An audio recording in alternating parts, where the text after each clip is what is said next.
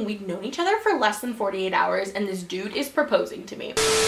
Hey guys, it's Sydney. So I'm back with another video, totally different than my normal videos. Like sometimes I do vlogs, but this is a story time that's pretty insane. And to be honest, number one, I never thought anyone would ever propose to me, and number two, let alone in Sweden. So before we get started with this, I'm gonna give you guys like background. Make sure you guys subscribe, hit the notification bell, so then you guys can get notified when there's a new video up, if you guys enjoy my personality or anything like that. But if you guys want to be part of the Snap fam, where I talk about like a lot of weird things that happen to me, whether it's in the gym or things like this that are on Tinder, because I talk about this stuff all the time on my Snap. Or if you guys want to be like the first to know about anything, Snap fam's where it's at, because they were the ones that requested this. After I posted on my Snapchat, I was like, guys, guess what just happened? And then you guys were all like, story time, story time, story time. So I decided, let's do a story time. Basically right now I'm gonna give you guys like background and everything like that. This is just insane. Like I never thought this would happen. So get yourself a snack. I have a salad and water because health, but get yourself a snack. Send me your Snapchats if you guys watching this video. Add me on my my Instagram and stuff. This is the craziest thing that's ever happened to me ever in my life, and I can't believe it happened. So I wanted to do it while it was fresh in my mind rather than waiting a while, because you guys did request it. So I was like, hey, you guys want to see it? But let's just get into the video. So a little bit of background for everyone. I'm in a very small town in Sweden filming this, and this happened in a small town in Sweden. So a lot of you guys who are on my Snapchat like know kind of like where I am right now, but this town is a population of 40,200 people. That's not a lot when you think about it. Here I have already seen like 7 people that I matched on Tinder with at the gym and grocery store, so I feel like that's kind of weird, and that's how you know it's a really small place. This place is also filled with like forests. It's pretty rainy weather. There's beaches, there's like rivers, everything like that. It's a much greener place than where I'm from. But you guys know that Niels, you guys have seen him on my Instagram, my Snapchat, all that stuff. I'll be with him in Germany. He looks just like these Scandinavian boys, and they are just my type. Yeah, this town is filled with like really hot guys, really hot girls. Like all the girls I see here are picture perfect, and they're like very quiet here and more reserved. The last bit of background that I want to give you guys is my Tinder bio and what it says. So I actually have it memorized because I'm that type of girl who knows exactly what I say on all of my bios. It just says, currently traveling right now, looking for some friends, smiley face, 17.leo.youtuber. So now that I've given you guys the background, I feel like you guys can kind of understand it a little bit better, and like the dynamics that are going on and everything like that. So at this point, I had been in Sweden for 2 weeks now, and I'd been on Tinder for around like a week and a half, and then I'd been on 4 Tinder dates besides this. And when I say Tinder dates, these were going to the gym with someone that I met off of Tinder, or going to the park with them with their dogs. Like this was definitely a situation that's all friends. There's no like kissing, hugging, hand holding involved, because I just don't want to have anything besides like a friendship while I'm here. So obviously at this point, because I'm on my 5th Tinder hangout date, I have not had any problems. Everyone's been super nice. And then this situation happened. So we started talking on Tinder the second day that I had the Tinder account here, and I only had it to have friends. We were just talking as friends, like it wasn't weird at all. Then we moved our conversation over to Snapchat, pretty like basic. There was nothing weird going on. He would just send me like smiling selfies or like a picture of his dog. He also seemed really similar to me because he had a dog that he loved. He likes to work out. He has a job. He's not lazy. He's hardworking. After we started Snapchatting though, we were like, hey, like this is boring. Like let's actually hang out, because he knew I wasn't bored here, and I'm not bored here, but I like being around people my age, and that gives me like an opportunity to like have human interaction with people that are not, you know, 12 or 40. So as you guys know, I've still been editing my videos here. I still have conference calls, so I'm spending a lot of time in coffee shops, and my favorite one is called Espresso House here. I didn't put him in any of the vlogs, so if you guys are trying to guess like who it is, he's not in any of the vlogs, and he's not following me on any social media now, so you guys probably will not be able to find him. But since you guys know, I have a lot of work to still do here with my social media stuff, so I need Wi-Fi. I have like an international phone, but I need it on my laptop, So I sit at these coffee shops all the time, and specifically I sit at an espresso house here, and it's a really nice coffee shop. A lot of people go here to fake out, which is like to eat a snack and work and hang out and talk and chat. So it's kind of like a picnic, but it's not. It's like a thing that they do here, which we don't really do in the States. So the first meetup. This is where things are like chill, it's fine, and everything's cool, guys. So we decided to meet at my favorite coffee shop called Espresso House, and this is a place here in Sweden that's like equivalent to a Starbucks, and a lot of people go to Fika, so we decided, since I was already there doing my work, we would just Fika there. When he got there, I was on my laptop, I was like talking to him and multitasking, which was probably pretty rude, and it was my fault for doing it. So I ended up closing my laptop, putting everything away, putting my phone away, and just like giving him my full attention, because he was giving me really great conversation. Like, it wasn't weird at all. He wasn't flirting with me, he wasn't hitting on me.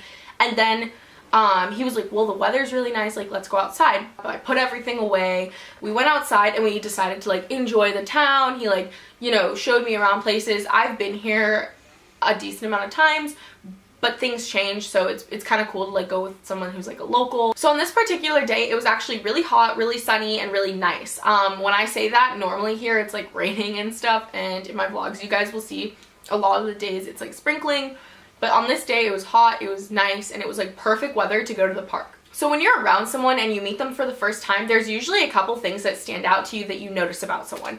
And for me personally, I noticed 3 things. Number 1, he's a major gentleman. Number 2, this plays a huge role later on. He has snus in his back pocket. So if you guys don't know what snus is, it's a tobacco product that's usually not loose here. At least here it's like a huge trend. Everyone does it. And you just put it up in your lip, and it's like a tobacco thing. It's like nicotine and stuff, but that's a huge trend here, but he would keep it in his back pocket. So keep this in mind, because this plays a huge role later on. And then the last thing I noticed was the way that he walked. Like, he walked outward like this. And I mean, it doesn't really play a huge role, but that was just something that I noticed about him. Since he was a major gentleman, he told me I was beautiful once, and that was just like came up in conversation. He wasn't hitting on me in the way that was like weird or anything like that. Hit on me, he didn't try to hold my hand, he didn't do anything like try to kiss me, look at me weird. He didn't look at me in a way that was like, ooh, look at that girl, or anything like that. So I never got any weird vibes off of him in general, and we had a great dynamic because we were just able to talk and walk and hang out and just be chill with one another. So we hung out that day for 2.5 hours, talking continuously. Like, the conversation was never dead, and even when it got quiet, it wasn't awkward, which was nice. But we were like talking, walking, hanging out at the park, and after 2.5 hours, we decided to part ways. So I did not plan at all on seeing him again this week. I thought, okay, he's busy, he has friends, he has a social life, like, he's not going to want to see me again. So I didn't ask him to hang out, but then that night he was like, hey, what are your plans for tomorrow? And I was like, well, I don't know. I think I'm hanging out with someone in the morning, and then later on I'll be at Espresso House because I have conference calls, because in the States it's like 9 hours different from Arizona. So like a lot of my calls are in the afternoon here rather than in the morning. So after hanging out with Tinder Boy 2, we were just like hanging out. Then I went back to the coffee shop, did my conference calls, and in walks this Tinder boy. So basically, we're gonna call this Tinder boy Anton. Anton walks in, and this is the second meetup. So the second meetup is about to go down. It's about to get really juicy, guys. Anton walks in. I'm sitting closer to the back, so he has to look for me. And this is how I know that he was looking for me, because the moment he walks in, he looks all the way around, and I see him because I'm sitting in the back with my like face facing towards the front, so I can like see people that are walking in and out, and it just helps me kind of stay focused because I know that there's something going on around me, but at the same time I'm not like fully engaged, so I can keep like editing, doing my calls, whatever is going on. So then when he saw me, he like came over, he went to sit down, and the one thing that I remember that like really stuck out to me, and I have no idea why this stuck out to me, was I thought he had adjusted his snus in his back pocket. So in his back pocket, he literally reached to the side and he moved it so he could sit down, and I was like, wow, he must have a really big pack of snus. Like, I remember thinking that in my head, and I don't know why I even noticed that or why I thought about that, but that was something that was super interesting that I just remember like noticing about him, because I already knew that he did snus, and I'm not like a huge fan of snus either. So when he comes to sit down, he moves his snus from his back pocket over a little bit to make it more comfortable. And I remember this was something that was just super noticeable, and I noticed right off the bat, I was like, dang, he must snus every day. So I was just thinking that in my head. I didn't say anything because obviously like that's how he lives his life, but that was just something that I noticed. Still today, nothing seemed any different. He wasn't trying to hold my hand. He wasn't looking at me like longingly or flirting with me or anything like that, because he knew that number one, I was just looking for friendship, and number two, the dynamic just hadn't changed. So after he finished eating, I was still editing, and he insisted, I remember this, he was insisting that I need to go get air. He was like, "It's not good for you to be sitting this long." So of course, like, I knew he was right, because I really did need to go outside. And he was like, "Du måste gå och ha luft med mig." Like, whatever. And so he got up, and I got up. I put all my stuff away, put it on my backpack, and we went outside. We went to this river, and down at the river, it's like the riverbank area. It's really pretty. It's really green. It's really nice. It's kind of like, now that I think about it, it's kind of romantic, and there's like a lot of cute pictures you can take there. So while we're down by the riverbank, conversation isn't really flowing. He seems to be getting like kind of fidgety, which is totally fine, because I felt like I'd been in the coffee shop forever. So I was like, maybe he just really wanted to go outside and get air. He was like twiddling his fingers a lot and wasn't really talking to me. And then he goes down to tie his shoe, and I keep walking because I'm figuring he's just gonna like, they're both already tied, so I was thinking he was just gonna tighten it. And then I realized, like, maybe 5 to 10 seconds after, that he had not gotten up and kept walking. So I turned my head, he's not standing, so I look down. When I look down, he is on a knee. This dude is literally on a knee, and I look there, and for maybe like 3 seconds, I just stare at him. He hadn't said anything at this point, and then he says, "Sydney, will you marry me?" And I have chills right now. So for a solid 30 seconds, I stood there just looking at him right after he said it. And I just stood there, and then after the 30 seconds passed, I just start laughing. Like, I busted out laughing, because two things. I was so uncomfortable because number one, no one else was around. Like, there were people that were sitting at a bench like a little bit away, and then they were like looking at the situation, but there was like no one else. Like, there weren't a lot of people, so I was just like uncomfortable because I didn't know what to say. And he didn't start laughing. He just looked at me, and at this point I'm like laughing because I'm uncomfortable, and I thought he was kidding. Like, I honestly thought he was joking. We'd known each other for less than 48 hours, and this dude is proposing to me. I look at him again, and I turn away, and I just start laughing again, because I can't, like, I don't know how to react in this situation. Like, this situation was so weird to me, and I've obviously, like, never had anything like this happen to me before, and I still have chills, guys. Like, I don't know if you guys can see this, but your girl has chills. But I really didn't know how to react. Like, you just don't know how to react. Like, I just graduated high school. I have not had a solid relationship ever in my life, so having someone propose to me was just, like, something, number one, I was not prepared for, and number two, I did not know him, which is what was even crazier. Like, the fact that I did not know this guy, and he was just proposing to me. And so seeing him on a knee, I thought I was dreaming, or I thought he was kidding, because he knows I make YouTube videos, but he, like, never asked for my channel or anything like that. So I don't think he even knows what my channel is, and I don't think that he, like, really cares about YouTube, because he just didn't seem to be, like, the type to, like, care about that stuff. So after I finish all of my laughing and I look at him again, because I just could not, like, figure out if he was kidding or not, I look at him again, and he says, "Will you?" So I picked him up by the elbow, and I didn't want to belittle his feelings when I was talking to him. So I picked him up by the elbow, put him, like, kind of like moved him over to the bench, because he was just looking at me. He didn't say anything after he said, "Will you?"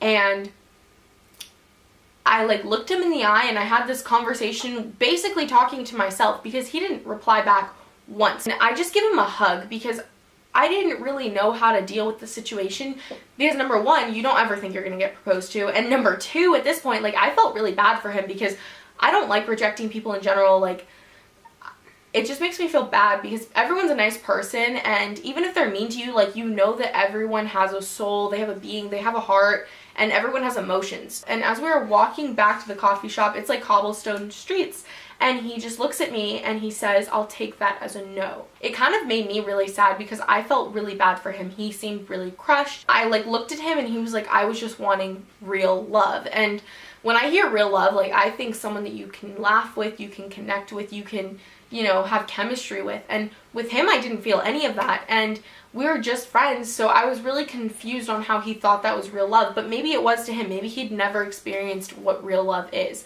And it just made me really sad, though, because within that time frame, it was probably 20 minutes that this had all happened.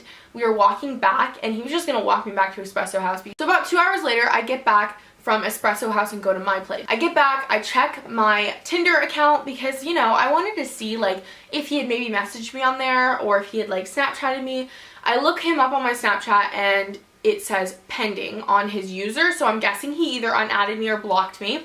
And then on Tinder, his thing on matches, like you can search people's names, had disappeared. So I'm guessing he had also unmatched me or blocked me or something. But since he unmatched me on everything, I clearly cannot like reach out to him ever again, and I don't think he's ever gonna reach out to me again. If anything ever happens, then I'll update you guys, but at this rate, I don't think anything's gonna happen. It was just super crazy that it did happen. So now I can check being proposed to in Sweden off my bucket list. But if you guys enjoyed this video, don't forget to like, comment, subscribe, turn on your post notifications, and screenshot that snap code, which is in the corner here, and follow me on my socials because, you know, fun times. But leave a comment down below what you guys would have done in that situation.